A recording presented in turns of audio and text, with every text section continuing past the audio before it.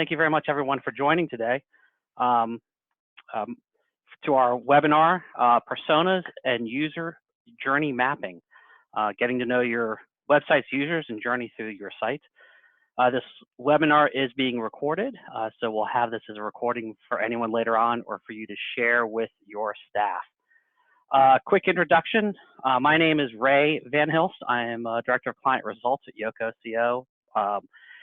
A little bit of background. This presentation started off as an internal presentation that we did with our team. I serve on the Marketing Section Council and presented this to then as an internal training to the Marketing Section Council, and everyone on the council was like, oh man, this is really awesome. Could we do this as an in-person training or something like that? And we were originally scheduled to be down at ASAE headquarters and do this today, but well, COVID-19 has us all working from home now. So since this is 2020 and we have all this technology, we thought let's go ahead and put this technology to use, and we'll do this as an online webinar. Quick background, I've got way too many years of experience counting, going back to when I had hair, and I like to describe myself as being pathologically helpful and like to contribute and give back to the community, which is why I'm doing this. And if you're looking for any other hot tips, I do recommend From This Place, Pat Metheny's new album. It's been on heavy rotation in my listening as we go forward. Anyway, so we have some cool tools. This is my first time using Zoom for webinar. So I have the Q&A piece turned up. I have the participants chat going on. I've got chat going.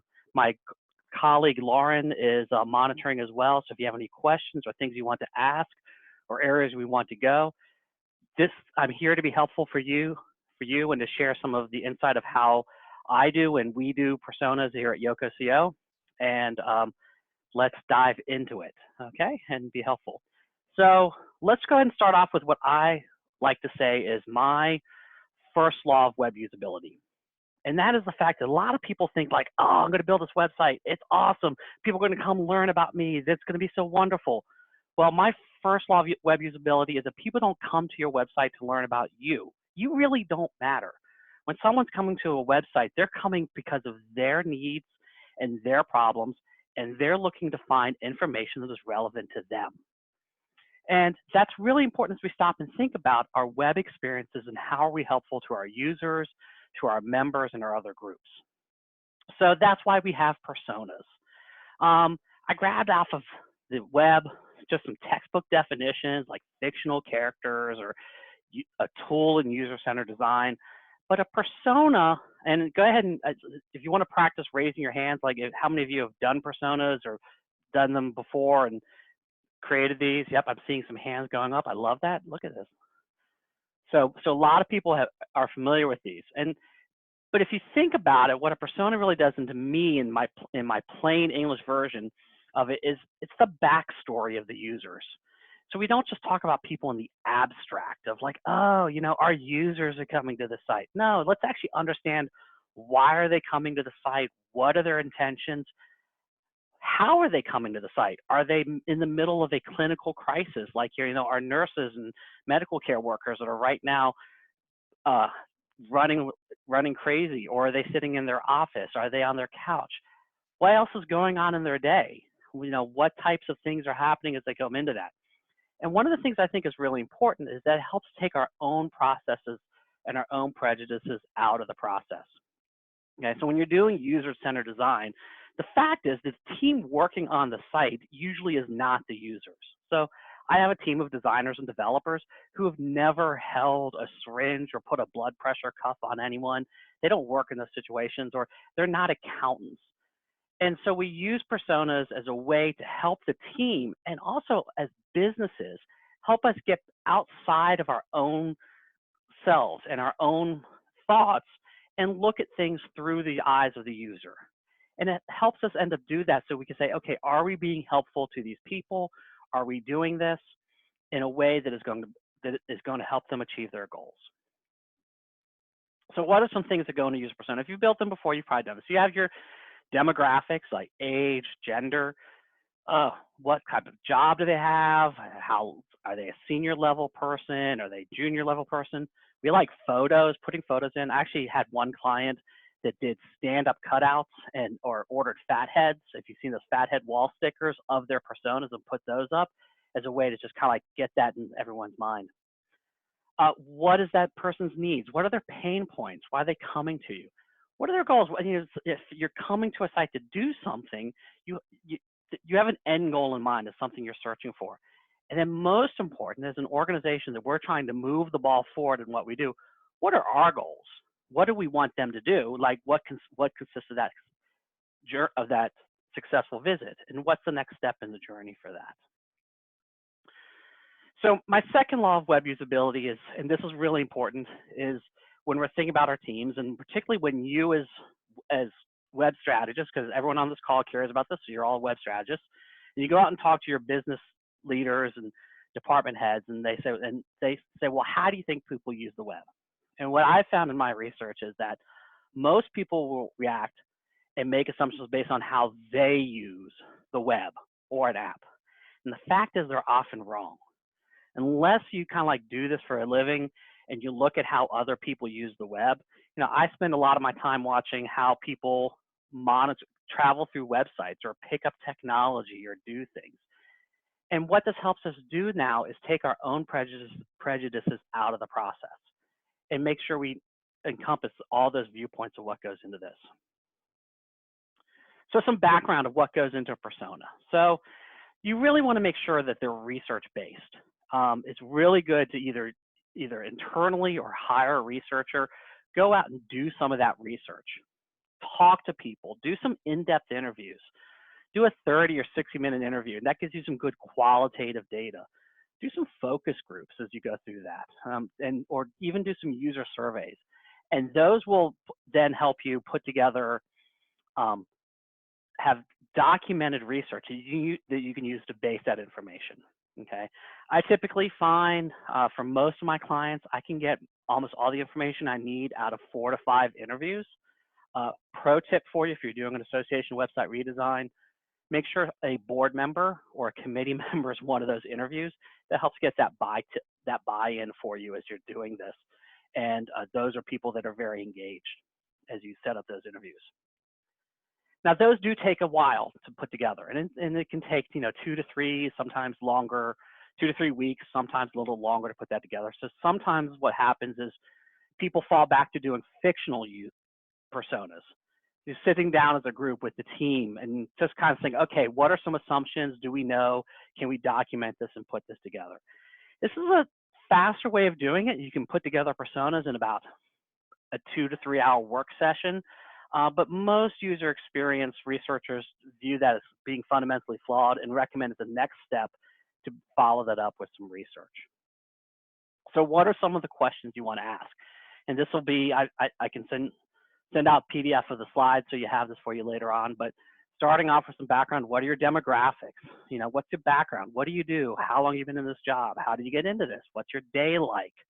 How much time do you actually have at your computer? For those of us dealing with associations and professional societies, we're typically seeing people coming to our site around their work schedules, or if it's in the evening, it's for that continuing education. So what's it look like as you're going through that? How do you look for information? How do you keep up to date on stuff? What do you do outside of work? How often do you come to your website, to your association's website? What are the types of things you come to the site for? We typically find lots of organizations at the start of a redesign, it's like, oh, I come every year to update my membership and I come to look for the annual conference. Okay, well, that's like the basics, but you all, as associations, you have all this other information out there. How can you share that and get that out to them? So ask about what they look for. Ask for what some of the expectations they are, particularly when you're interviewing important stakeholders of what would a successful website visit look like for you. So this kind of gets you some of the discussion and that background of ways you can pull all that together.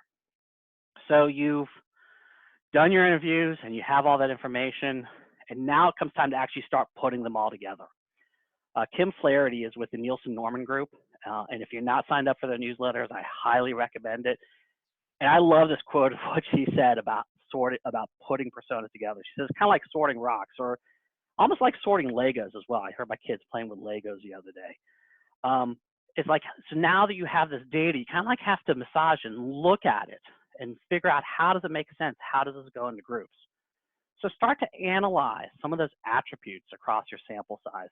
You know, look at like, okay, well, you know, everyone's maybe, you know, they're predominantly in their 40s. These are middle managers. They're looking for the next stage in their career, and start like getting them into some patterns as you take a look at that. And putting users in, and you'll start to see some patterns come out of this. Personally, when I'm doing this part, I grab the dog, I grab my notes, and I go for a nice long walk, and I just do some thinking as I look over my notes on my phone. It's kind of the way I do that. But you want to analyze all that information and start looking for those patterns that will emerge out of your research as you do that together. The next thing you want to do is say, okay, what are those needs?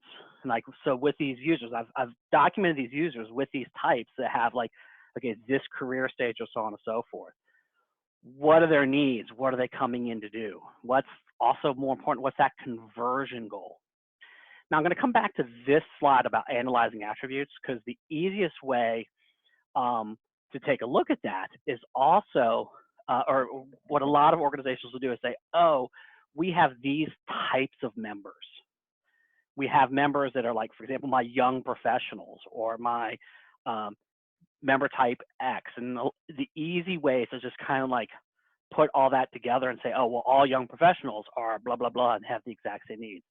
That may or not be applicable. One of the things that I like to look at is also how engaged is a certain audience in with the organization. Is this someone that is an email-only member? They just get the emails and never look. So what does it look like to move them to the next level? Is this someone that is a partial volunteer that goes into that? Caroline asked, shouldn't a question about values be included? Yes, absolutely. Asking what do you value out of the website, of how do you put that information in there? And you can map some of those in as you go into that and look at your attributes. And look at the engagement opportunities of how do you move someone to the next level of engagement within the organization as you put that together. Okay, so you've got that information. Now comes time to start writing your personas, okay?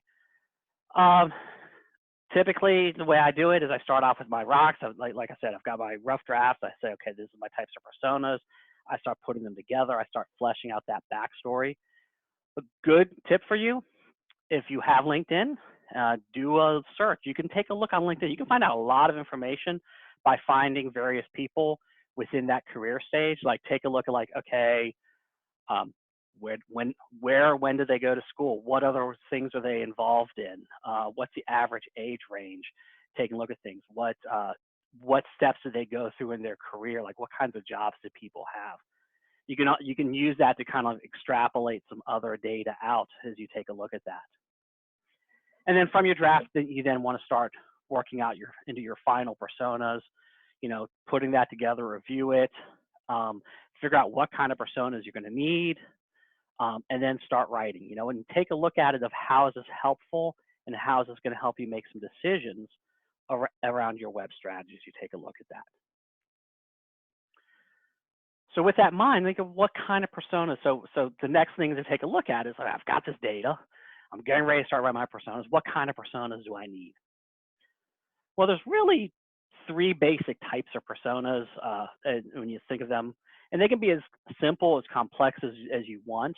So at the most basic level is a goal-directed persona. This is someone just focused on completing a task. It's like, I want to come in, I want to register for an event. That's that one type. Or it's and then that kind of like person comes in, so on and so forth. And where do they click and what do they do? The next one is a little deeper. It's still kind of goal-directed, but it's that role-based persona. So what kind of role do they have? How does their journey and what are they trying to do fit into that? And then the last one that's even deeper is what we call the engaging persona, that incorporates all of the above, but really rounds out the user and the story and fleshes out some background. So I've got some examples I'm going to show you. Here's meet Andre. He's our sports fanatic. This is a great goal-based persona. Andre this is from an e-commerce project that I worked on. Just wanted to rent a TV. Okay, so what's some background, what's some hobbies and some information, thinking about that, visualize that. And then, so what are his goals? What does he want coming in for that? And we can think about like what the process is, what are the steps coming into this. So, you know, he wants to just, for example, build out his apartment. He wants to have his buds over to watch the game.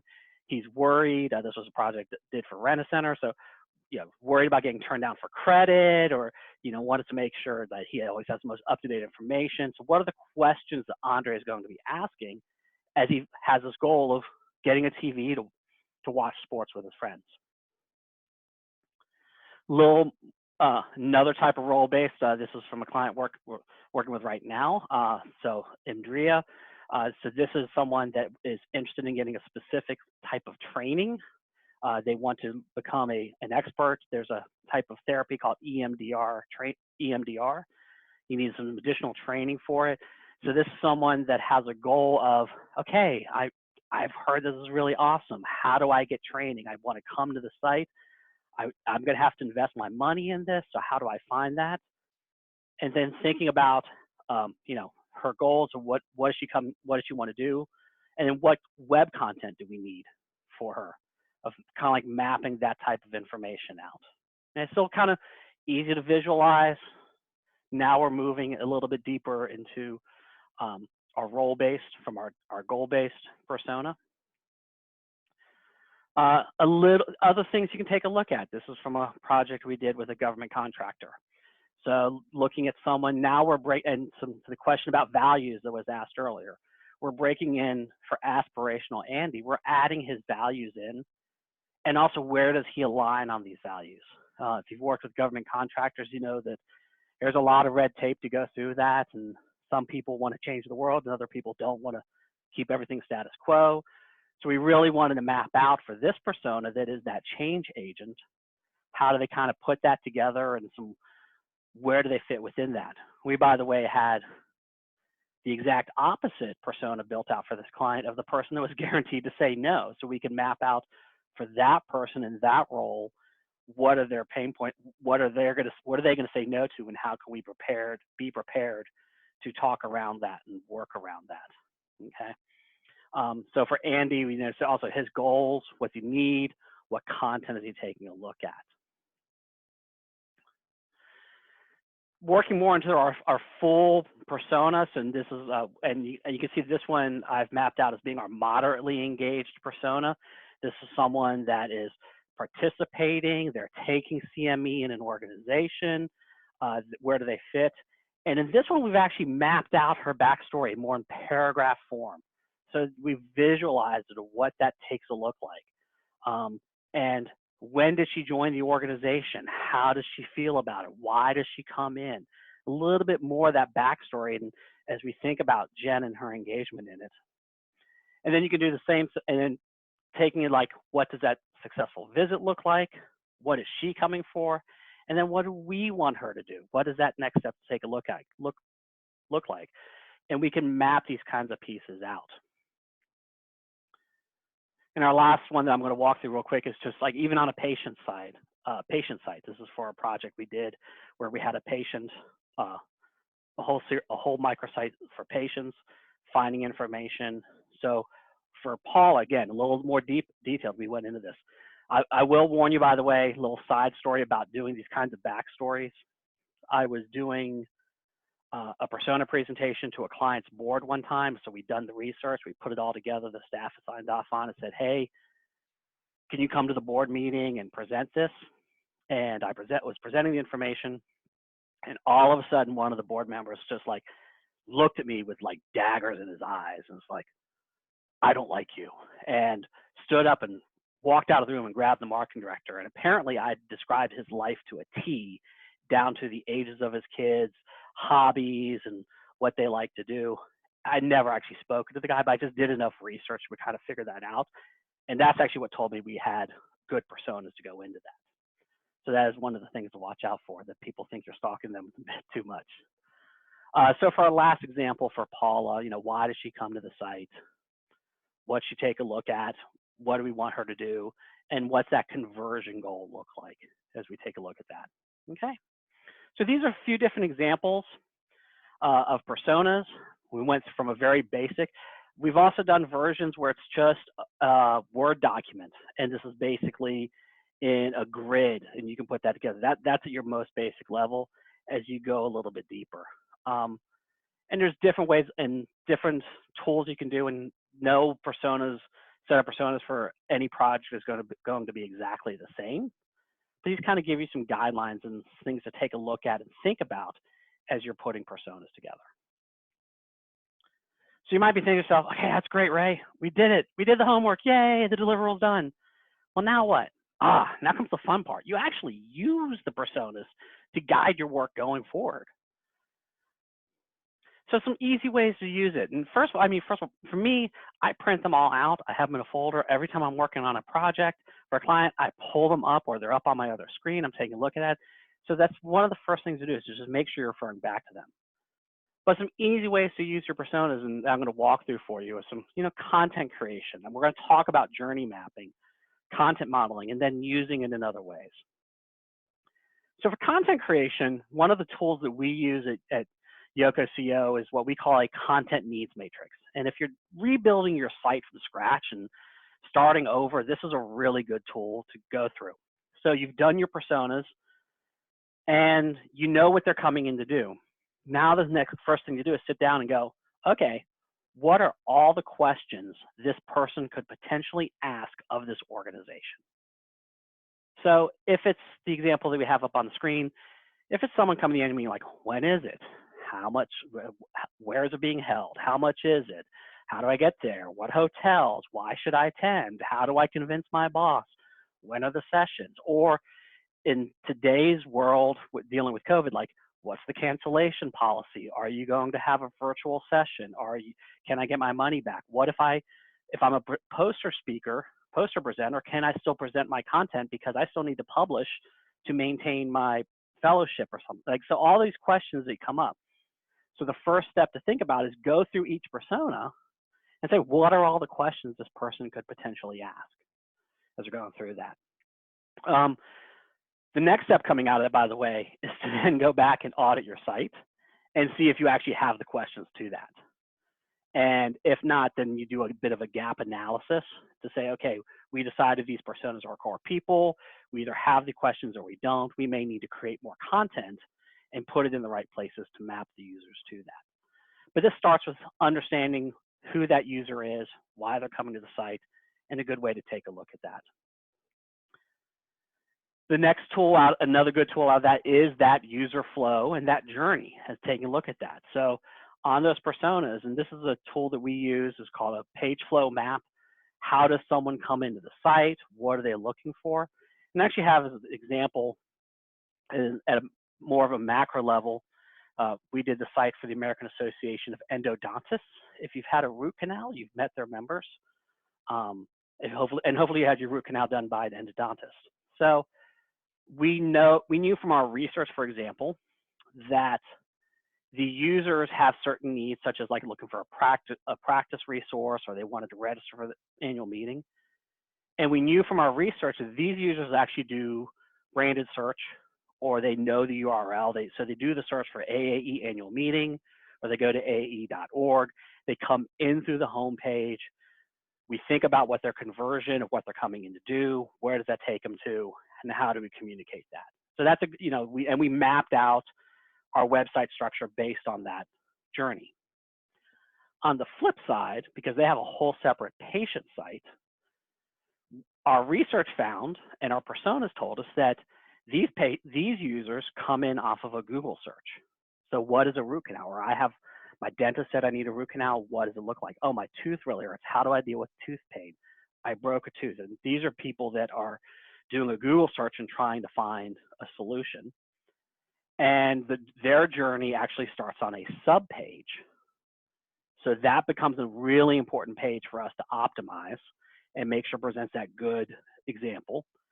From there, where would we want them to go to learn more? Is it deeper into the conversation of like, oh, I have a root canal. Who does a root canal? What does that look like? Or do we want them, our goal for the AAE patient site is to have them use the Find an Endodontist tool. to get to a member resource, get to their members. So how do we journey them over to that? And we map those kinds of pieces out. So as you think about your personas, it's good to go back and say, okay, for example, someone that's looking for CME, continuing medical education, they know that the organization has it, they're coming into the website, they go looking for online education or CME, they have a landing page. What does that journey look like? And just kind of like mapping that out. And it's also interesting, by the way, as you're doing this, to have your site up, and there's the expectation of what you think the user is going to do, and then the reality of what your site actually does, and the logins and the technology hurdles that it might be placing. And that gives you a good opportunity to optimize at that point as well. But this is really about creating that journey and understanding, like, how can we optimize that path through the site and help them get to that end goal, at the same time giving them opportunities to convert to our goals of what it is we're looking for. Another great tool to use is a content modeling worksheet. I've been talking a lot about content, and this is really where personas become super helpful. So this is a worksheet that we use. You can do this either at the page level for an individual page, or even to a section. So go back to your persona. Which persona is this for? What does this persona want? How do they get to the site? Did they come in off of search? What was that search query? Did they navigate to the home page? What are our needs, and what's a section? And then think about and literally mapping that out. And once you have this done for either at a page section, or if you want to do it a whole section or a group of pages, you now basically have an outline of content that's good, is necessary for all of the, for your personas and for the content on the page as you take a look at that. So some other ways to use personas would be that design reference example, pulling things up. So looking at ways that at other sites that these users are using. So for example, if we have a client that's a legal organization, so we're benchmarking, and like, these people spend a lot of time looking at LexisNexis and Westlaw. So those are the kinds of standards they're taking a look at.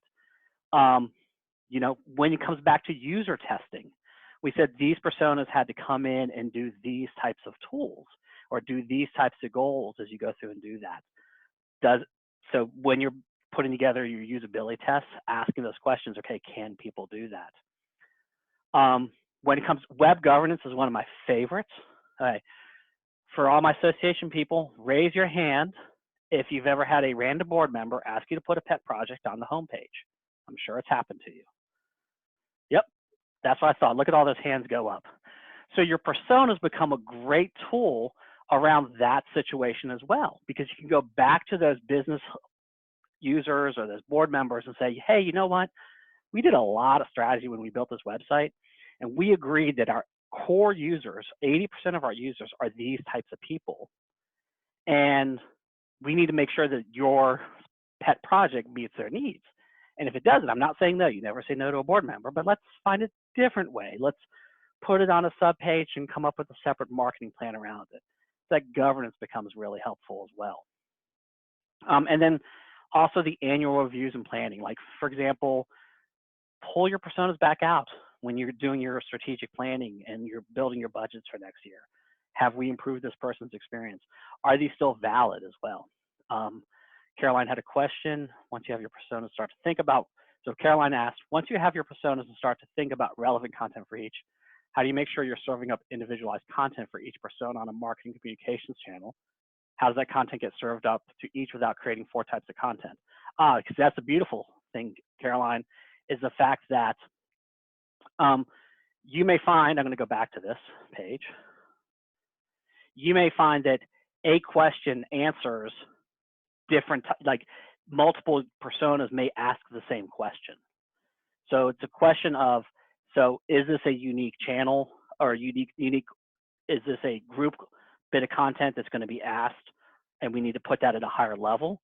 Or if it's more specialized, like for example, I was talking about poster presenters earlier, or session speakers or researchers, you may want to carve out a specific section then that speaks to them. And that's going to take some of that weighting of how much of your traffic is based off of this.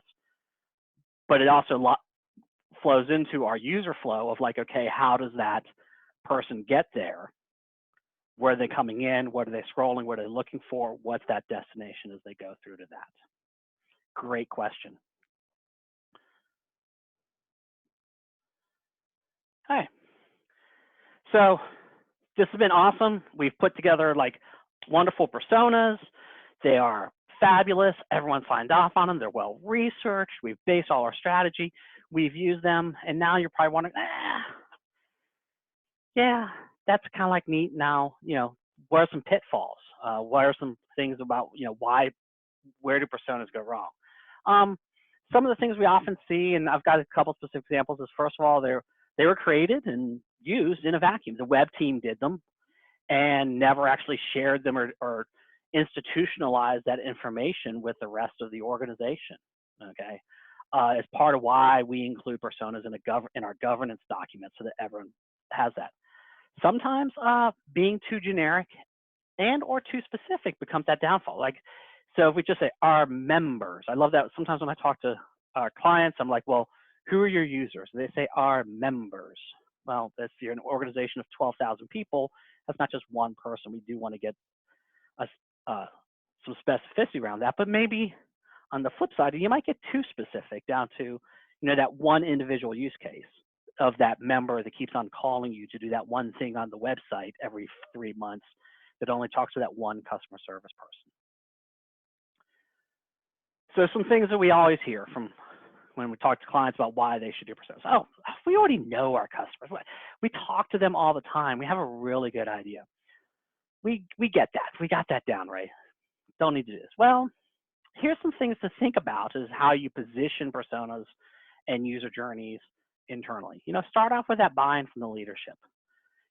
Get together at a senior level and say, hey, we want to make sure that we're aligning our web strategy with our organization strategy. We want to make sure that we're doing the right things in a way and we're presenting the right information. So can you help? Can we put this together as a leadership and a strategy tool rather than an action piece?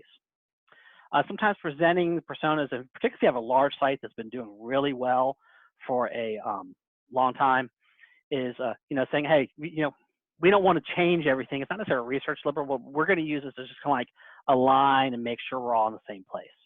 Again, that's back to that governance tool. And then have that clear picture of specific user types. So one of the things that might happen, if you haven't done personas before, you may start off with 4 or 5. And then you may take, for example, the researcher type persona, and then later on say, okay, well, I've got 2 types of researchers. I've got my researchers who publish papers and present at conferences, and then so what's that persona look like? And then I may have personas of like, PhD students and fellowships that need to do posters, as an example. And that becomes a persona that's for that specific task, for that specific section, but it's more of a sub persona than the parent one as you think about that, okay? I mentioned having personas that are created in a silo. So it really is important when you're doing these, have that cross-department functions, cross-department teams that put this together, invite multiple people to the presentation or to the meetings, like, okay, what is it you see? How do you pull this together? I mentioned secretly, the secret sauce of get a board member involved in the interviews so that you get their perspective and they feel heard. Getting multiple people participating, so that way there's some investment in the research outcome as you put all of that together. That lack of communication, so like I said, a lot of times personas get built, they get created, they get signed off on, they get filed in a shared drive somewhere, and they never see the light of day again. So really, as you're taking a look, when you're rolling out a project or an initiative, start your creative brief or your internal directions with, okay, we're doing this project for this persona. Let's pull this out. Let's read it. Make sure we all understand who this person is. Okay, work that into them. Bonus points if you print out a full-size version of your personas and have signs up. Like I said, one of my clients did that. They went to fathead.com and they pasted up some photos and they had signs up for people. So as the entire web team would walk by, they would see this is who we're working for and serving today. Make that front and center for people as you take a look at that. And then educate your stakeholders. That's going to be part of that ongoing governance when a person comes to talk to you about, hey, I've got a special project for the website. Can you help me out with it? Oh, great. Okay, so let's go back to our web strategy. Hey, so for the special project, here's the personas we had. Does this, like I said, does this fit in with them? Does this help out? And does this make their lives a little bit easier? So it's a good way to educate them. So that's really the high level what we had. If we were doing this in person, our plan was to then go ahead and actually have some sample organizations, sample situations that come up, and then have people break out and do some quick personas on their own and do some user journeys. But we don't have that since we're today virtual via webinar. So that's really the high level of what we had, and I hope this has been helpful. If you have any other questions, I've seen a couple questions come in off of the chat. If there are any others, let me take a look at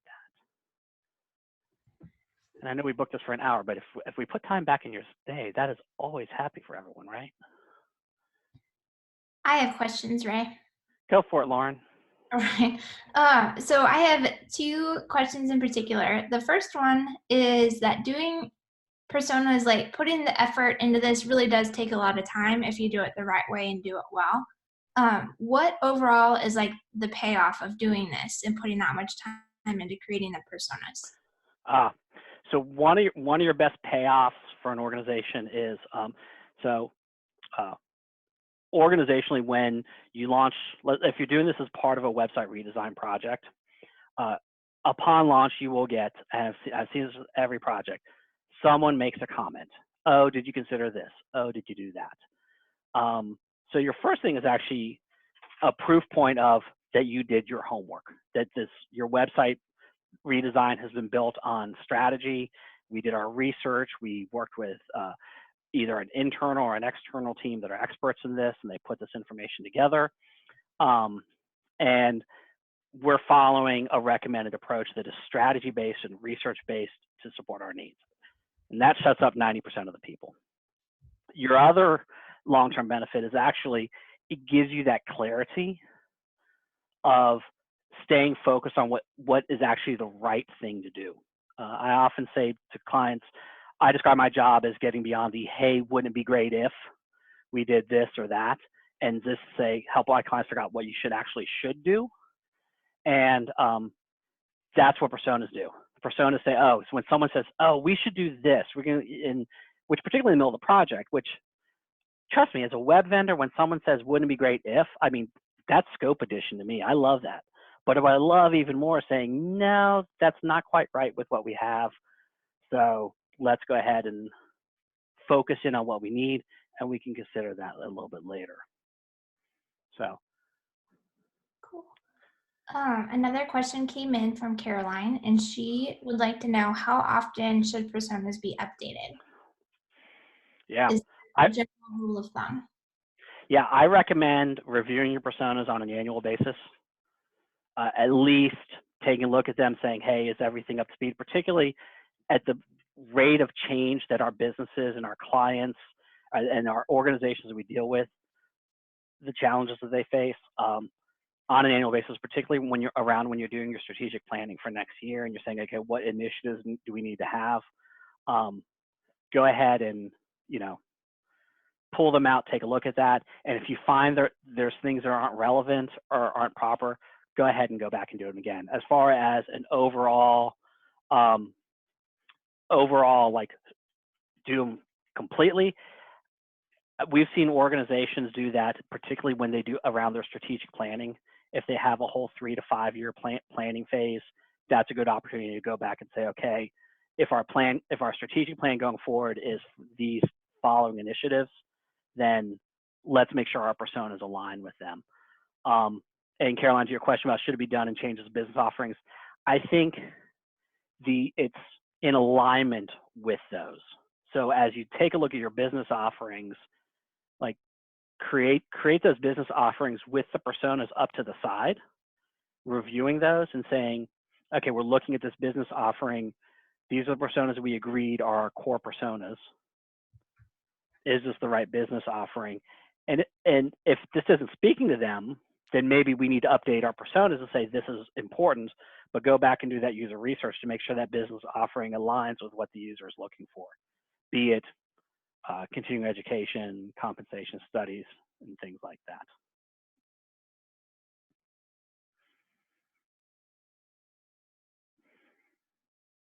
Awesome. Any other questions? I do not have any other questions. Awesome. Then we are ahead of schedule. Whoop, whoop. Everyone take a 14-minute walk outside. You're in time back in your day. If you have any other questions or things you think of after the fact, my email is up here on the screen. Feel free to drop me a note. I'll answer Lisa's question. How do you convince nonprofits this is relevant as a paid service experts offer? So part of that is, Lisa, particularly when you're dealing with senior leaders and helping show them results from other organizations. So if you want to talk about that offline, I can show you some things of how that aligned with other organizations. And then in particular, if you take a look at your analytics, so let's look a year down the road when you're done, take a look at your analytics and map that back to your personas. That has even more proof points as you go through that. So,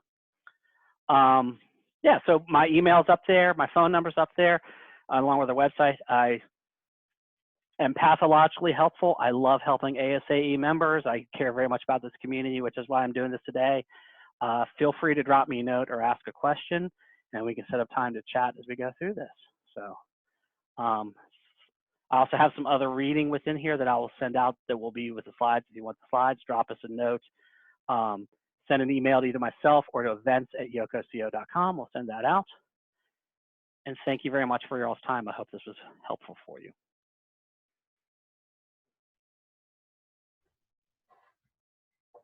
All right, thanks. We muted them so they can't verbally tell you awesome job. But thank you. And I'll play with my video. I'll wave goodbye to everyone.